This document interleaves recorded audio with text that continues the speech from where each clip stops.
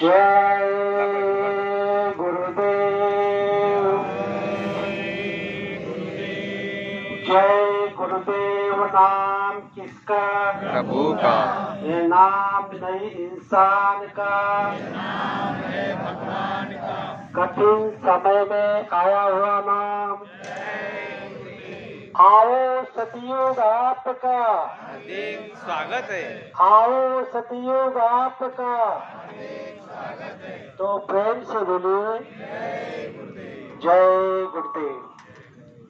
विश्वविख्यात योग पुरुष, योग परिवर्तक, परम संत बाबा जय गुरुदेव जी महाराज, इनके चरणों में अरबों खरबों प्रणाम।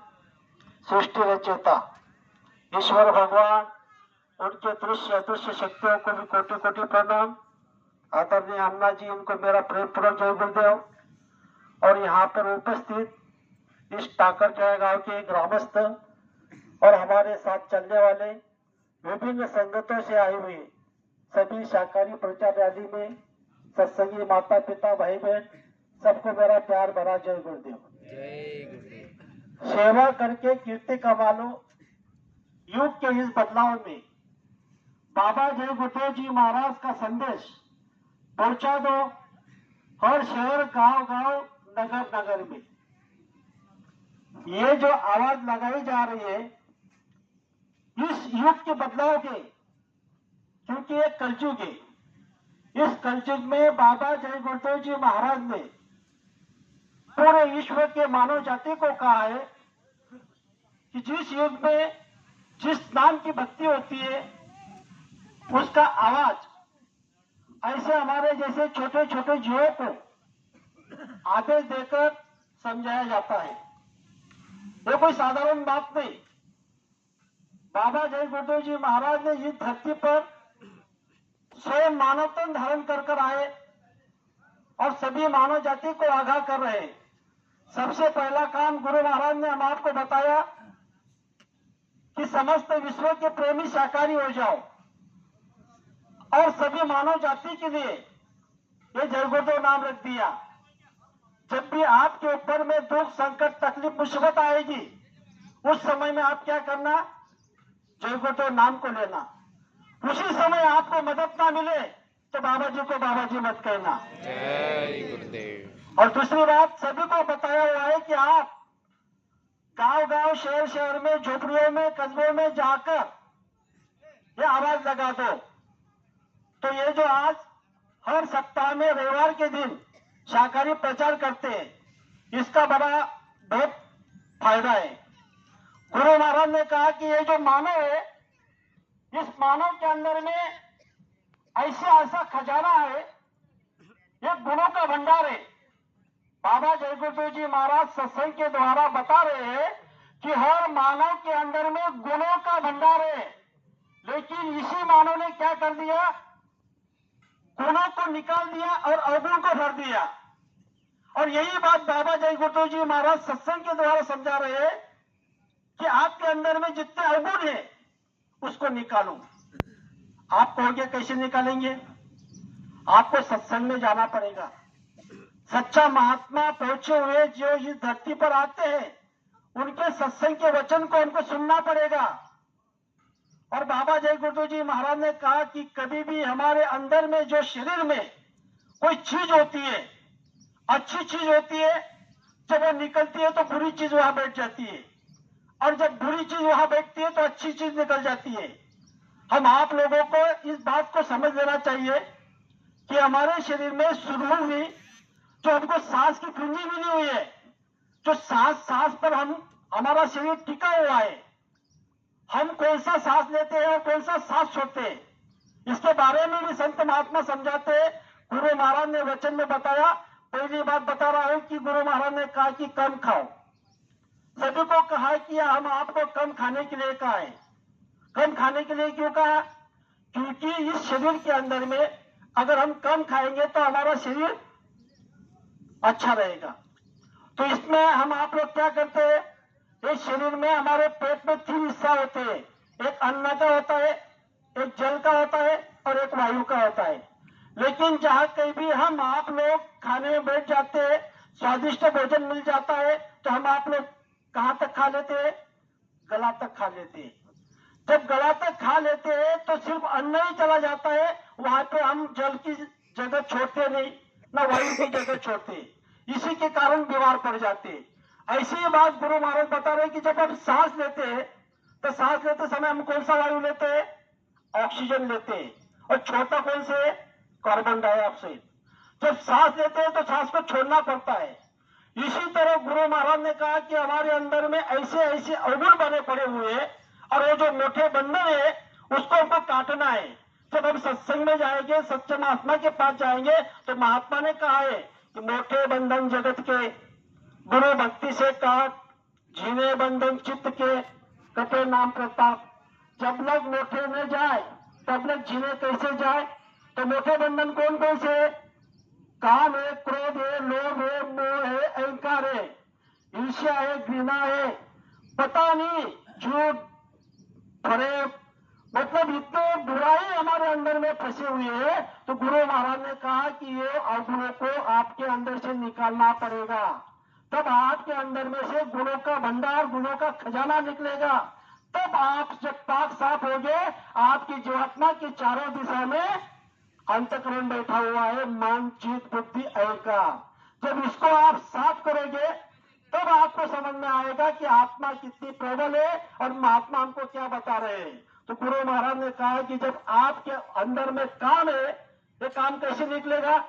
जब आप काम को निकालोगे, वो आपके शील को बिठाना पड़ेगा। जब तक हमारे अंदर में शील नहीं बिठाओगे तो काम नहीं निकलेगा। जब तक हमारे अंदर में क्षमा नहीं बिठाओगे, क्षमा मतलब दया, दया मतलब क्षमा, तब तक आपके अंदर का क्रोध नहीं निकलेगा। जब तक हमारे अंदर में हम संतुष्ट नहीं होंगे, तब तक हमारे अंदर का लोभ नहीं निकलेगा।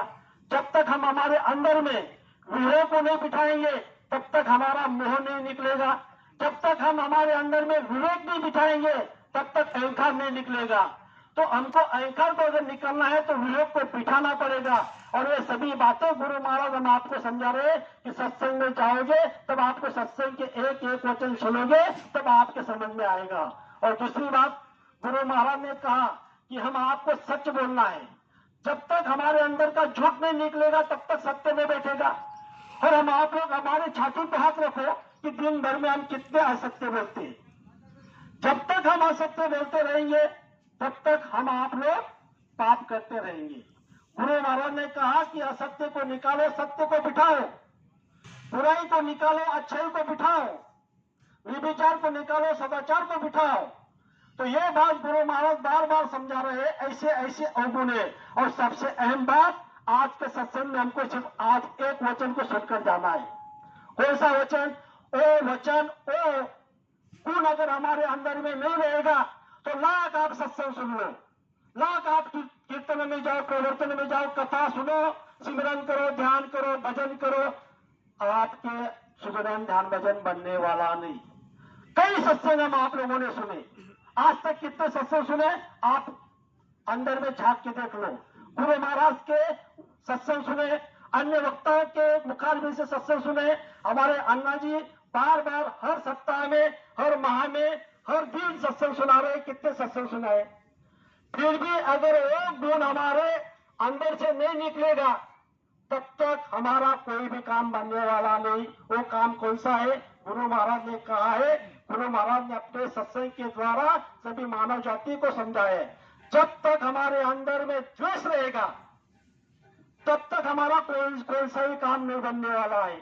जब द्वेष निकालोगे, द्वेष अवगुण को निकालोगे और प्रेम का सद्गुण बिठाओगे, जब तक हमारे अंदर में प्रेम का सद्गुण नहीं बैठेगा तब तक हमारी कोई भी साधना बनने वाले नहीं, ना हम निर्मल सत्संगी बनने वाले। इसलिए गुरु महाराज ने आवाज लगाई थी कि आप आपस में प्रेम से मिलजुल कर रहो। गुरु महाराज सभी मानव जाति को समझा रहे हैं कि आप आपस में प्रेम से मिलजुल कर रहो। जब तक आप मिलजुल कर नहीं रहोगे तब तक आपका कोई काम बनने वाला नहीं, ना संसार का बनेगा ना परमार्थ का बनेगा। और इस पर भी अन्ना जी ने बार बार सत्संग में हमको कहा की देवाचे देवत्व आहे ठाई ठाई, तूप आणि मीठ पण गेल्या वाचून अनुभव नाही और मी और तू पण हमारे अंदर में है। फिर अन्ना जी ने हमको सत्संग में बताया, व्यक्त भाव जाने राखिला ते जाती नरका। विचार करो, हर सत्संग हमको अन्ना जी ने इस धरती पर हम आपको सभी बताया हुआ है। हमारे अंदर में तो गुरु महाराज के कुछ सत्संग बैठते ही नहीं और अन्ना जी बार बार उसके स्पष्टीकरण करके हमको बिठा रहे हैं, फिर भी हमको समझ में नहीं आता। बार बार हम आपको इस बात को सोचना है कि गुरु महाराज ने जो जो चीजें हमको बताई हुई है उस पर हमको चलना है। और हम द्वेष किससे कर रहे हैं? घर में पति पत्नी में द्वेष, माता पुत्र में द्वेष, पिता पुत्र में द्वेष, भाई भाई में द्वेष, बिरादरी में द्वेष, समाज समाज में द्वेष, सत्संगी सत्संगी में द्वेष। और हम आपको तो एक शिक्षा गुरु महाराज ने नहीं सिखाई। फिर हम आपको इस बात को सोच लेना चाहिए, क्योंकि हम अभी तक दिन नहीं बन रहे। जब तक हम दिन नहीं बनेंगे तब तक हमारे अंदर में कोई अच्छा गुण आने वाला नहीं। और गुरु महाराज ने कहा कि दिनों का दाता है। गुरु महाराज ने कहा कि आप दीन बनो, छोटे बनो और दिनों का दीनानाथ आप पर दया करेंगे। तो बाबा जय गुरुदेव जी महाराज करें कि आप सब लोग बड़े बनने की चाहत कर रहे हो।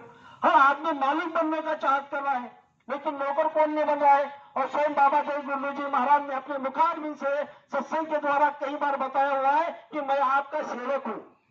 गुरु महाराज अपने मुखारबिंद से बता रहे हैं, स्वयं कुलमकुल मालिक और पहचान लो उनको, वो कौन है या क्यों है, उनको पहचाने वो कौन है। और इनके लिए कौन कौन थके? ब्रह्मा थके, वेद थके, शेष थक गए, शेष महेश। गीता का जहां रम में नहीं, ऐसा सत्पुरुष का देश, ऐसे चैतन्य पुरुष इस धरती पर मानवता धारण कर आए हुए हैं। और कहां से आए? दूर धाम से आए हुए हैं। स्वयं अधिकारी पुरुष है, दूर धाम के वासी। जब न्यू धर्म की हिलती है तब तो अस्थि खुदा से उतरती है। भूले भटके जीवों पर रहमत की नजर वो करते हैं। जो रुए पाप से दबी है, पास नहीं आते, पास उनको बुलाकर राह खुदाई चलाती है। और जो काम दवा से नहीं होता वो काम दुआ से होता है। और जब ऐसे काबिल मुर्शिद मिलते हैं तो बात खुदा से होती है। भगवान से बात करवाने